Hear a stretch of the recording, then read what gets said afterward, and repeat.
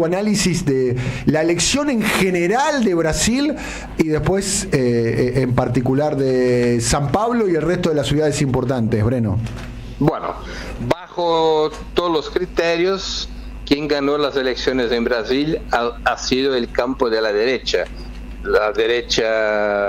tradicional más la extrema derecha, bajo cualquier criterio, número de ciudades, número de capitales, número de centros urbanos con más de 200.000 electores o número total de electores que cada partido logró sacar. Entonces ese es el primer diagnóstico que hay que hacerlo con mucha claridad, porque esa es la realidad.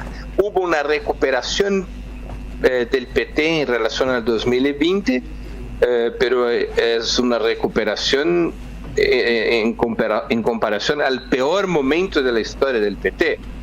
Entonces es una comparación que no tiene mucho sentido. Con Lula preso, para dar un ejemplo, ¿no? Con Lula no estaba más preso, estaba aún inhabilitado. Bolsonaro era el presidente, el PT no tenía el gobierno federal, el PT estaba muy debilitado después de la operación Lava Jato. O sea, era un escenario dramático lo de 2020. Entonces el PT logró subir de 185 ciudades en 5.500 que había conquistado en 2020, logró subir ahora para 250, ¿no? Pero son todas pequeñas ciudades. El PT mantiene un bajo desempeño, eso ya era un problema en 2020 y 2016. El PT mantiene un bajo desempeño en las capitales. En ese momento, fruto de las elecciones de 2020, el PT no tiene ninguna capital bajo su comando. La izquierda tiene solamente una, que es Belén, que es dirigida por un alcaide del PSOL. Cuando hablo de izquierda, estoy hablando de los tres partidos fundamentales de la izquierda: el PT, el PSOL y el PCdoB. El PT es el Partido de los Trabajadores, el PSOL es el Partido Socialismo y Libertad y el PCdoB es el Partido Comunista de Brasil. Esos tres partidos dirigen solamente una capital, Belém. Y de las 98 ciudades con más de 200.000 electores, que son los grandes centros urbanos, solamente 5 de esas 98 están bajo el comando de la izquierda. Además de esa capital, Belém, otras 4 ciudades, 2 en Minas Gerais y 2 en São Paulo. Eso es fruto, repito, de las elecciones de 2020. Ahora, en 2024, claro que aún tenemos la segunda vuelta el 27 de octubre, pero en esa primera vuelta la izquierda no ha logrado elegir ningún alcaide y está en disputa en 4 de las 26 capitales. Pero solamente tiene el favoritismo en una de esas ciudades, o quizás en 2.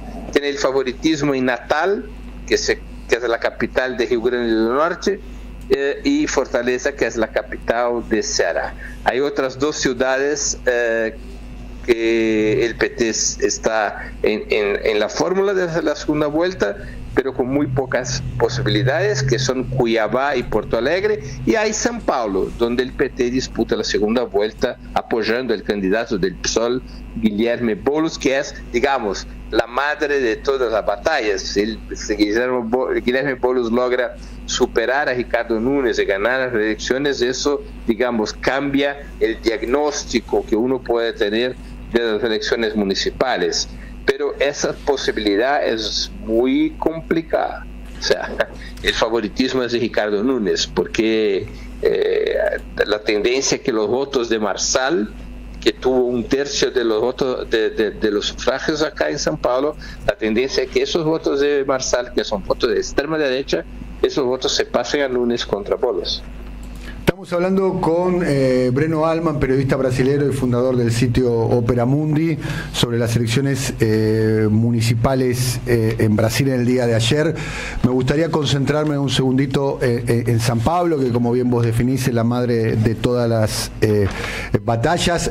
Formidable elección hizo Pablo Marçal, que se transforma ya en un actor de carácter nacional. ¿Coincidís con eso en vistas a las elecciones presidenciales del año 26?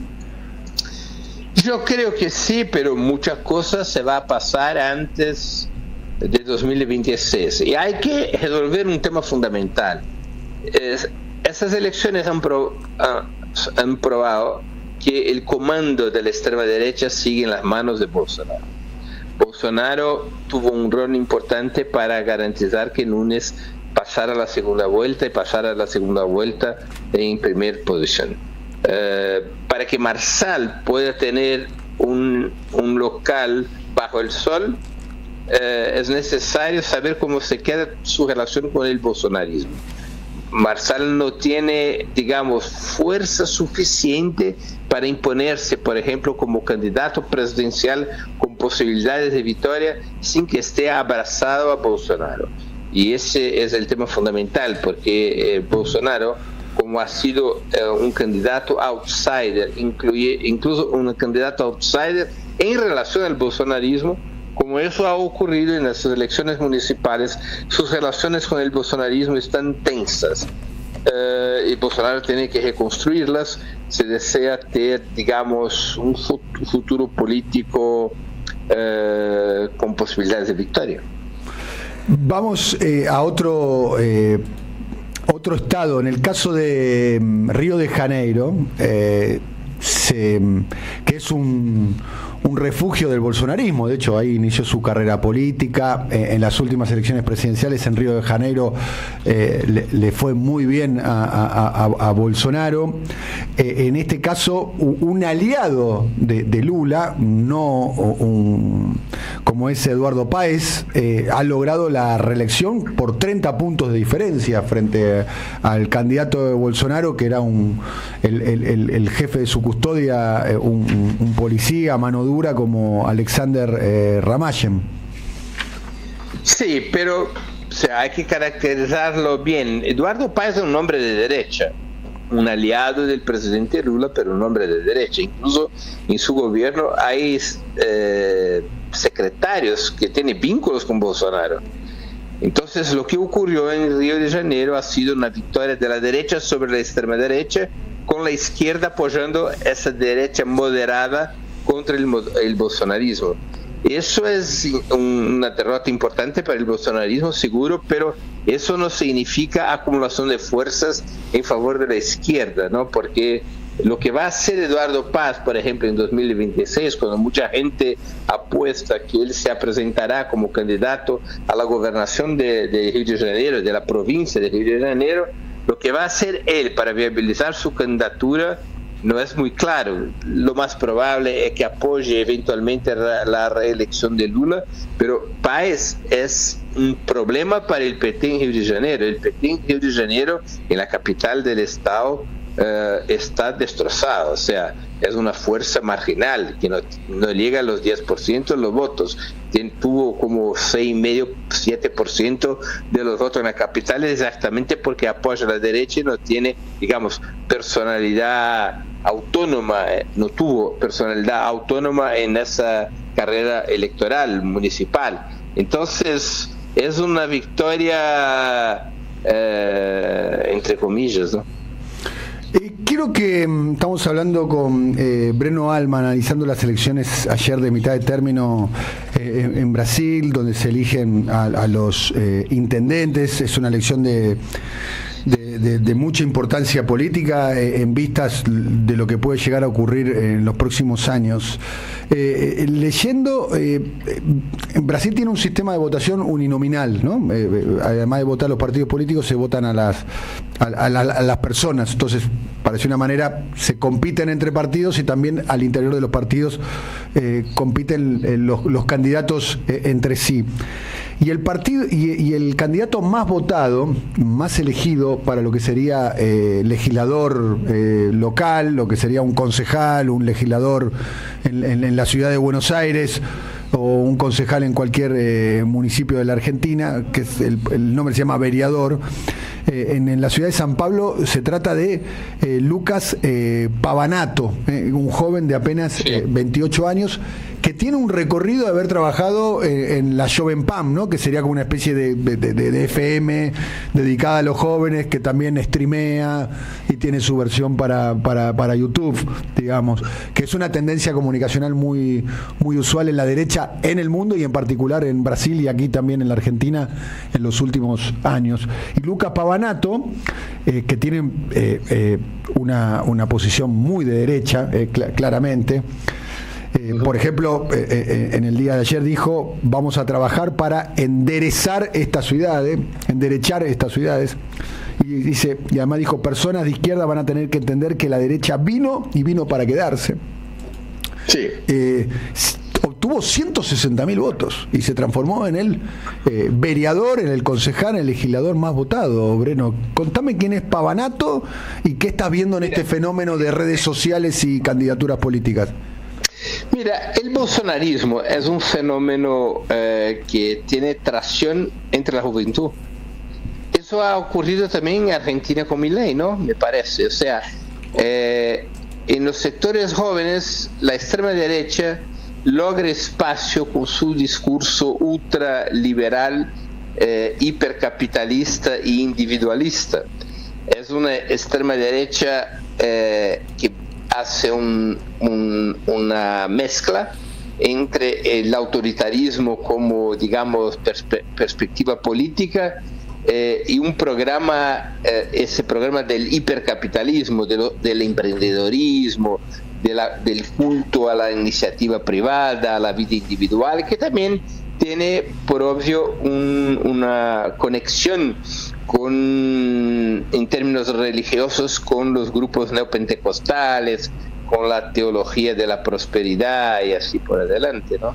Entonces, el bolsonarismo, que además de eso tiene un buen manejo de redes sociales, ha logrado en esos 6, 8 años a presentar al electorado una cantidad importante de candidatos, de liderazgos jóvenes, con mucha capacidad electoral, mucho más, y lo hace más que la izquierda. La extrema derecha es más juvenil, o sea, tiene un promedio de edad de sus liderazgos más bajo que la izquierda. Y Lucas Pavanato, bueno, tiene que ver con eso. Es un joven, como usted mismo ya lo caracterizó, que tiene 26 años, que tiene mucho espacio en las redes sociales, pero que también ha actuado en medios de comunicación, es apoyado muy abiertamente por Bolsonaro y es, digamos, una apuesta para el futuro, o sea, una apuesta de la extrema derecha para el futuro. El PT también tiene sus apuestas. Acá en São Paulo tuvo una candidata, una concejal reelecta con una votación muy expresiva. Luna Zaratini tuvo 100.000 votos. Luna Zaratini viene de una tradicional familia de izquierda, de militantes revolucionarios. Luna Zaratini tiene como 31, 32 años. Y también, digamos, el PT también busca alguna renovación, pero hay que considerar que la extrema derecha en los últimos años, la extrema derecha presenta más competitividad en la juventud que la izquierda. Bien, las últimas preguntas, te agradecemos mucho, Breno. Ya yendo más a un análisis un poco más nacional y en perspectiva, un poco con lo que decías vos al comienzo de nuestra conversación, podemos decir que hoy a la mañana tiene más motivos para estar contento, satisfecho Bolsonaro que Lula. Sí, sin duda. Yo creo que Bolsonaro está con toda la alegría del mundo, porque tuvo problemas, también tuvo derrotas como lo de Río de Janeiro, y hasta mismo acá en São Paulo, digamos, no es un candidato bolsonarista, el suyo es un aliado, pero en términos nacionales sí. El partido de Bolsonaro, por ejemplo, que se llama Partido Liberal, el PL ha logrado un enorme crecimiento, por ejemplo, en términos de número de votos, ¿no? Que es otro criterio que proyecta, digamos, la fuerza ideológica, la fuerza electoral de cada partido. Entonces el PL tuvo 4.7 millones de votos en 2020. En 24 tuvo a recién obtenido en la votación para las alcaldías, ¿no? 15.7 millones, un crecimiento de casi 250%, mientras que el PT, que tuvo 6.9 millones en 2020, creció para 8.9 millones en 2024. Es un crecimiento de 28%. El PL es en ese momento el partido que tiene más votos en el país en términos de elecciones municipales. El PL es el partido de Bolsonaro y además es la primera bancada, ¿no? En el Parlamento, ¿no? Sí, el partido que tiene el número más grande de diputados en la Cámara de los Representantes. Y por último, Breno, y te agradezco mucho tu tiempo, ¿a qué adjudicás esta situación electoral, teniendo en cuenta que por lo que se ve a la distancia, el gobierno de Lula ha tenido también logros desde el punto de vista político, desde el punto de vista económico, si bien claramente no es la presidencia Lula 1, Lula 2, digamos, ¿no? De un crecimiento y distribución del ingreso? Bueno, primero hay que recordar que elecciones municipales en Brasil han sido siempre en los últimos años un terreno favorable a la derecha, porque es el territorio, Brasil tiene muchos municipios y es un territorio muy proclive, es un espacio, el municipio, muy proclive al clientelismo, a la fisiología. En los pequeños municipios hay mucha fuerza de las oligarquías familiares. O sea, acá en Brasil la izquierda tiene mejor desempeño en las nacionales que en las municipales, en las presidenciales que en las estaduales. O sea, esa es la característica tradicional. Entonces hay que poner ese tema. Pero lo que ocurre, así en términos de evaluación, es mi opinión, es que la extrema derecha ha logrado acá en nuestro país, pero no solamente en Brasil, también en otros países, la extrema derecha ha logrado obtener un elevado grado de densidad político-ideológica. La identidad de extrema derecha es muy clara y movilizadora, mientras que la izquierda no ha logrado eso, ha perdido su identidad.